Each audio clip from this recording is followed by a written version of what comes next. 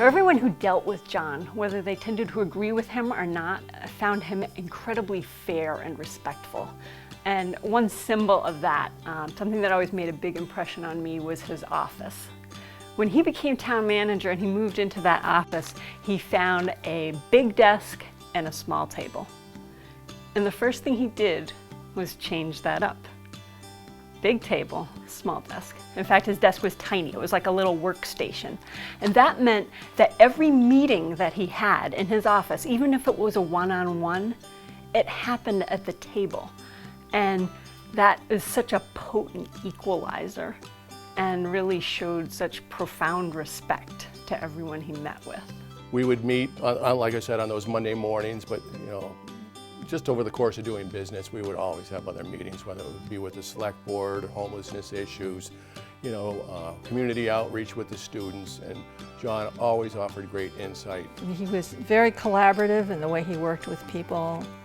He had good ideas. He was really a good numbers man, but he was also good at helping us develop ways to explain the town budget to town meeting, to people who didn't follow budget stuff all the time. He's a finance guy, and folks think that they're all straight and all that, but he was really funny. He really was. He was fun. And as I said, we talked a couple minutes about work, business on those Monday meetings. But then we'd start to talk about the kids. Start to talk about the dog. We'd just talk about stuff, and that's where I really got to know John. It was just he was a good guy. John was just a really caring guy, I appreciated his sense of humor. Very dry sense of humor. He'd come out with comments, at the course of a meeting if we were sitting together, and I'd have to hold back from just bursting out laughing. He's just the kind of guy he was. He knew that his job was very serious, and he was under a lot of pressure as the town manager of this town, but never really let it get to him too badly.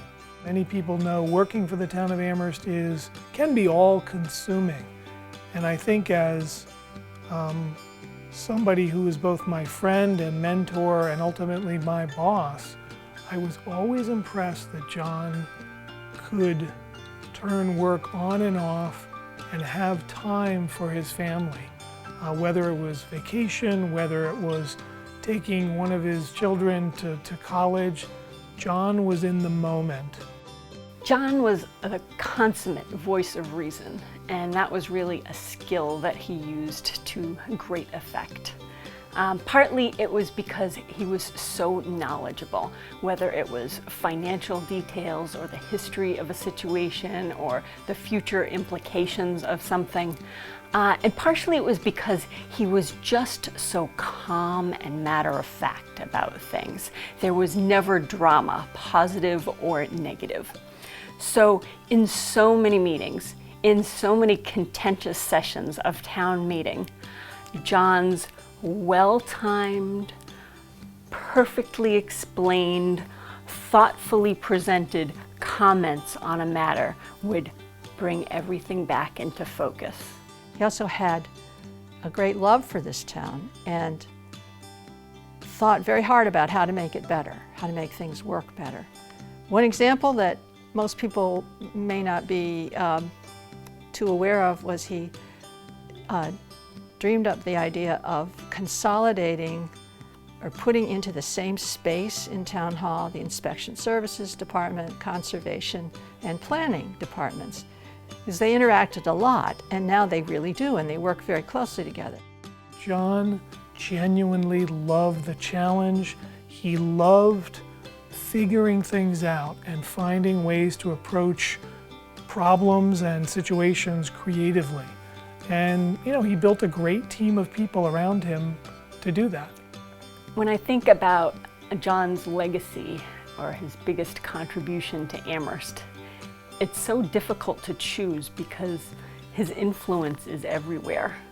It's in the people he hired and inspired.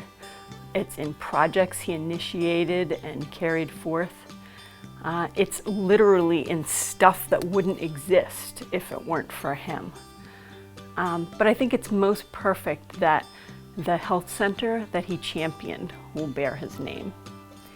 The John P. Musante Health Center will open in the Bangs Center next year, and it just encapsulates his dedication, commitment to community, and to using the tools of government to improve people's lives.